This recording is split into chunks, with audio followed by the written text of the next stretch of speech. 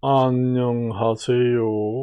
금강당 한자 김기동입니다. 오늘은 2023년 4월 20일입니다. 전세 사기도 문제지만은 지금의 이 전세 사기는 빙산의 일각이라고 이렇게 생각합니다. 그리고 지금의 은행 이자가 연 7% 이상에서 더 올라가게 되면은 우리나라 가구당 빚을 지고 있는 게 엄청나게 많거든요. 평생 갚지 못하고 파산할 가정도 부득이하게 생기게 됩니다. 그걸 아셔야 돼요. 지금의 전세도 문제지만은 그거는 빙산의 일각입니다. 지금의 이게 불경기가 계속 오고 집값이 더 떨어지고 하게 되면은 이 사회적으로 전체가 붕괴될 염려가 있습니다. 그러니까 옛날에 가난은 나라도 구제를 못한다, 그런 얘기를 하는 겁니다. 우리가 예를 들면은 이제 전세 사기도 빙산의 일각입니다. 지금의 이게 따지고 보면은 전국적으로 다 문제가 되어 있습니다. 그래요. 그리고 뭐 나라에서 무슨 책임이 있어요? 개인이 전부 다 자기가 개개인이 결국은 잘못해서 책임도 있습니다. 국가에서도 이제 전세 사기라든가 이런 거 대해서 또 이제 여러 가지 법적으로 보완 대책 이런 것도 사전에 파악을 해가지고 또 나라에서도 했어야 되고, 그리고 전세를 피해를 본 사람들도 책임이 있습니다. 전적으로 국가의 책임을 물을 수는 없습니다. 그걸 아셔야 돼요. 그리고 이제 전세라든 이런 걸 이제 우리가 완전히 혜택을 많이 주고 사회적 공감이 없이 이제 여러 가지 혜택만 많이 줘가지고 해결된다고 하면은 어려울 때 도덕적 해이가 생깁니다. 옛날에 한때 그런 얘기 했잖아요. 젊은 사람들이 완전히 영끌을 해가지고 이제 부동산 투자를 해가지고 우리나라를 짊어지고 갈 젊은 세대들이 영끌을 해가지고 너무 빚을 많이 져가지고 집을 사느라고 완전히 폐인이 되게 생겨서 국가 기둥이 이제 흔들리게 됐다. 그래서 이제 한때 이제 거기에 대한 이제 대책으로 이제 어떠한 금융 지원이나 이런 걸 이제 발표를 하니까 국민들이 별로 반응이 좋지 않고 반대하는 사람도 많았습니다. 그러니까 우리가 지금의 전세 사기가 났다고 해도 전세 한 부분이 아니에요. 이 우리나라 가구당 부채를 가지고 있는 것이 엄청나게 많습니다. 그래서 은행의 이자가 7%, 8% 계속 은행 이자가 올라가게 되면은 아무리 노력을 해가지고 갚으려고 해도 갚지 못하는 부득이하게 상환 포기를 할 수 있는 가정이 대부분이 거의 다라고 보면 됩니다. 그걸 아셔야 돼요. 지금의 전세 사기가 지금에 대두가 돼가지고 긴급 회의를 하고 하고 하는 게 이게 문제가 아닙니다. 우리나라 전체의 여러 가지를 보면은 앞으로 일어날 수 있는 모든 문제점이 엄청나게 지금 쌓여 있다. 지금의 당장 일어난 것이 전세 사기로 이제 난리를 치지만은 그보다 더한 일이 생길 수도 있다, 그런 얘기입니다. 그래서 그렇게 너무 그 국가에서 혜택을 많이 줘가지고 구제를 해주는 것도 좋지만은 그렇게 해주면은 그 선례가 남기 때문에 다음 정부에서도 또 국민들이 또 요구를 하게 됩니다. 우리가 예를 한번 들어봐요. 부모가 자식을 이제 교육을 할 때 외국 같은 데는 자식을 자수성가하고 자립을 시키기 위해서는 독사한테 물린다고 합니다. 그 정도로 이제 부모가 어느 정도까지만 이제 자식을 기르고 그 이상은 자식이 모든 것을 경제활동을 해서 자신이 벌어가지고 해결을 하도록. 그래서 그 부모하고 자식 간에는 그 육아 기준이 어디까지인가 그 경계를 딱 두어가지고 더 이상 도와주지 않아요. 결국은 자식을 도와주다 보면 자식을 망친다는 얘기입니다.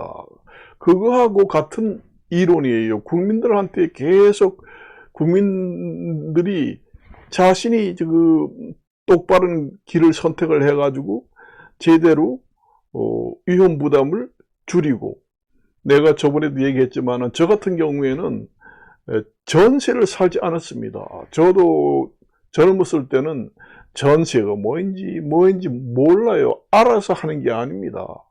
뭐 전세를 사는데 뭐 돈을 엄청나게 주고 계약만 하고 들어가 산다고 하던데 그런 얘기 합니다. 제가 젊어서는 지금 이마침 상식이 없습니다. 공인중개사 이론도 모르고. 그럴 때는 아유 돈을 어떻게 그냥 그 큰 돈을 맡기고 집에 가서 사나? 사기치는 거 아니야? 대단히 의심을 해가지고 저는 평생 동안 살면서 전세를 안 살았어요. 월세도 보증금이 많은 것도 안 들어가 살았습니다. 사골세를 살았습니다. 사골세라는 게 12달치기를 미리 월세를 한꺼번에 줍니다. 그리고 1년을 살고 또 1년을 살려면 12달치기를 월세를 한꺼번에 주고, 그게 이제 사골세예요. 이게 보증금이 전혀 없습니다. 그럼 안전해요, 이게 100%. 자기 자신이 그렇게 자립을 하고 자기 자신을 보호하고 자기가 그 선택을 잘 해야지, 자기 선택을 잘 못해가지고 사기를 당하는 것을 온 부모들한테 이제 손을 내밀어가지고 나 지금 사기 당해가지고 지금 없어. 부모한테 가서 돈 달라고 해봐요. 부모들이 대개 보면 자식을 계속 도와주게 되면은 자식을 망친다고 합니다. 그 버릇이 계속 생겨요. 그러니까 마마보이가 되고 헬리콥터 자식이 됩니다.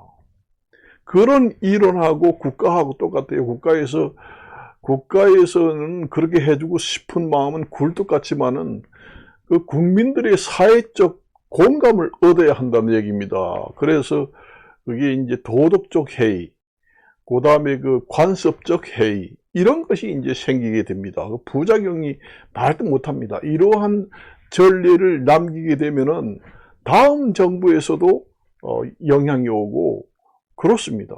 그 부모 자식 간에 생각해봐요. 부모 자식 간에 대학교만 가르쳐 놓으면은 부모로서 할 일은 다 했다. 그 이상은 네가 자립을 해라. 결혼까지만 자금을 대줘가지고 이제 결혼시켜주고, 전세방 정도, 월세방 정도는 해결해주고, 그러니 너가 이제 취직해가지고 모든 것을 해결하면서 자주성가로 성장을 해라. 이렇게 하고는 안 도와줍니다. 안 도와주는 게 부모가 잘하는 짓입니다. 장사를 하다가 장사가 망했는데 아버님 돈 좀 많으니까 요번만 좀 사업 자금을 한 번만 도와주세요. 그래서 한 번 도와줬어요. 근데 또 망했습니다. 그래서 제발 요번엔 정말로 마지막입니다. 다시 오면 내가 성을 걸어요. 아버님 한 번만 도와주세요. 도와주면 또 그 자식을 망칩니다.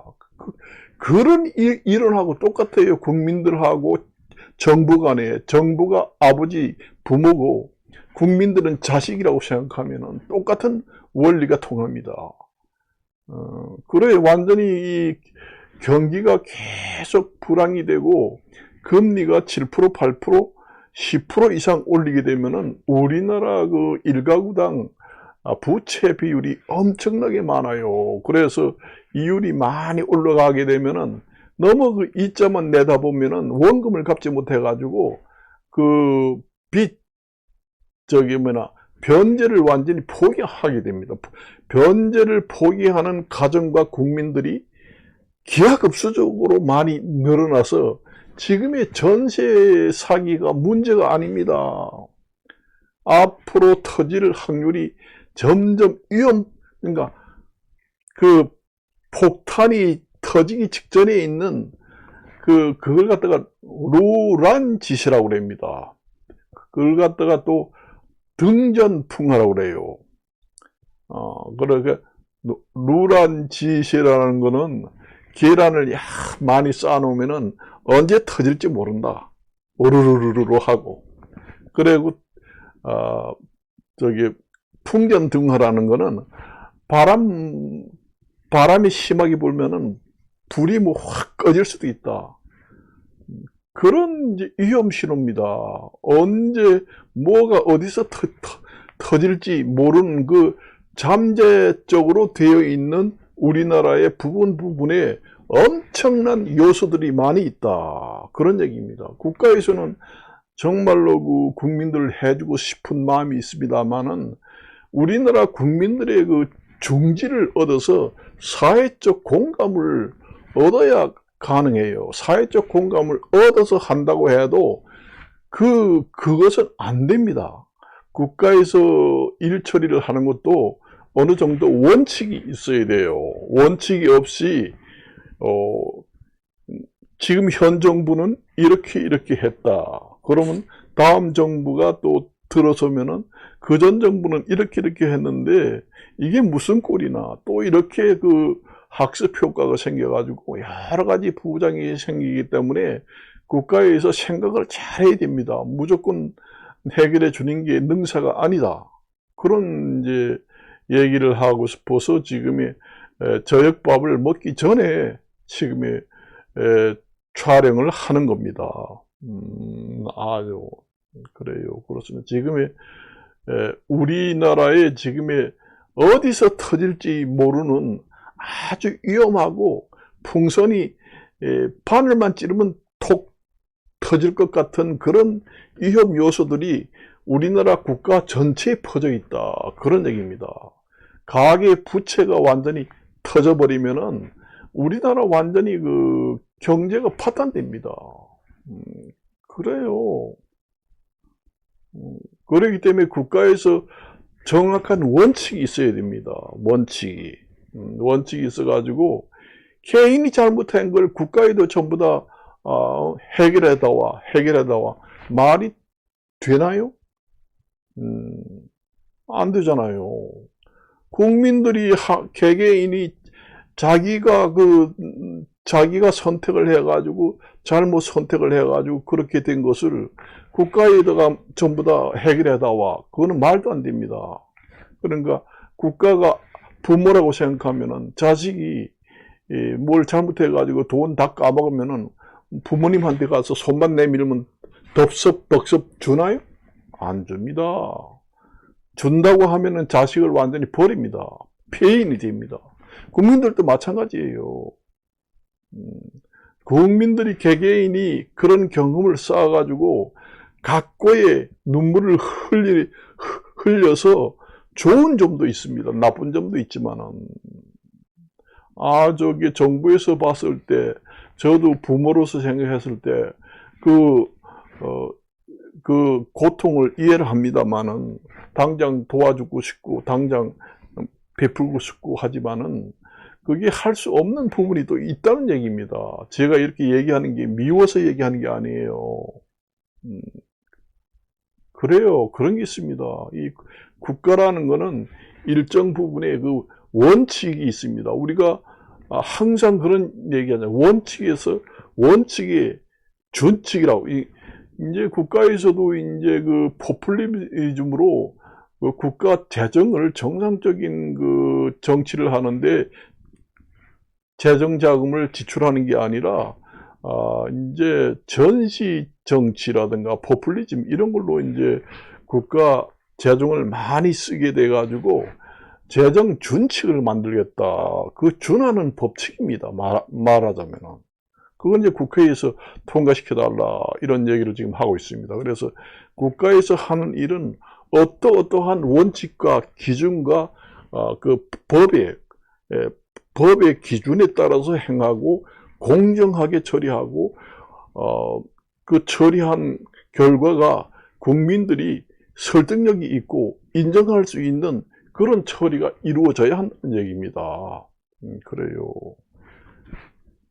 그 전에 내가 그런 얘기 했잖아요. 옛날에 우리가 그 잘 살지, 어떤 사람들이 너무 잘 살지 못하고, 이제 취약계통에, 이제 뭐 1억 미만 이제 부채가 있는 아주 취약지오고 기초생활 수급자 그런 사람들은 열심히 이자는 갚으면서도 너무 가난해서 그 원금을 갚지 못해가지고 1억 미만인 이제 아주 취약 계층은 국가에서 탕감해주겠다 해가지고 한때 탕감하는 해주는 그런 일도 국가에서 했잖아요.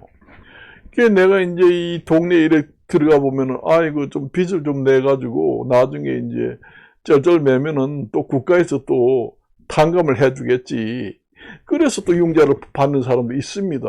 그게 학습 효과고 국민들 개개인의 자립심을 완전히 짓밟고 폐인을 만들고 국민 개개인을 망치는 국가 정책입니다. 그걸 아셔야 돼요. 국가는 부모라고 보고 국민은 각계의 자식들이다. 이렇게 비교를 해서 하면은 그 강한 자식, 자립심 이를 기르기 위해서는 어려움을 자식들한테 독사인데 물리든지 너가 어떻든지 벌어서 너가 가정을 이루어라. 이제는 부모하고는 경제적으로 도움이 없다. 이렇게 아주 우리가 분리를 해가지고 자식을 키워야 강한 자식이고 성공한 자식이 나타나는 것과 마찬가지입니다. 여러분들이 국가에서 계속 그런 원칙이 없이 자꾸 도와주다 보면은 그 국민들을 완전히 망하게 만듭니다. 폐인이 돼요. 그러면 결국은 국가의 국방력이라든가 모든 그 국력이 약해지고 쇠퇴해집니다. 그걸 아셔야 돼요. 그리고 국민들의 도덕적 해이가 생기고 그래요. 여러분들이 우리나라의 가구당 부채 비율이 엄청나잖아요. 그래가지고 내가 이렇게 얘기 들어보면은 지금의 이자율이 10% 이상 만일에 올라가면은 그 이자도 지금에 갚기 힘들고 원금은 갚을 생각을 못한다. 이자도 못 갚아가지고 완전히 집 팔고 거리에 나앉고 파산 신청을 해야 되겠다 하는 사람들이 국민 대부분입니다. 그걸 아셔야 돼요. 지금의 전세 사기 문제가 아닙니다. 이거는 이제 전초전입니다. 말하자면 빙산의 일각으로 일부가 지금 나타난 거예요. 그걸 아셔야 돼요. 국가에서 파악을 할 때. 그래서 오늘은 이것만 간단히 이제 말씀을 드리고 줄이도록 하겠습니다. 안녕히 계십시오.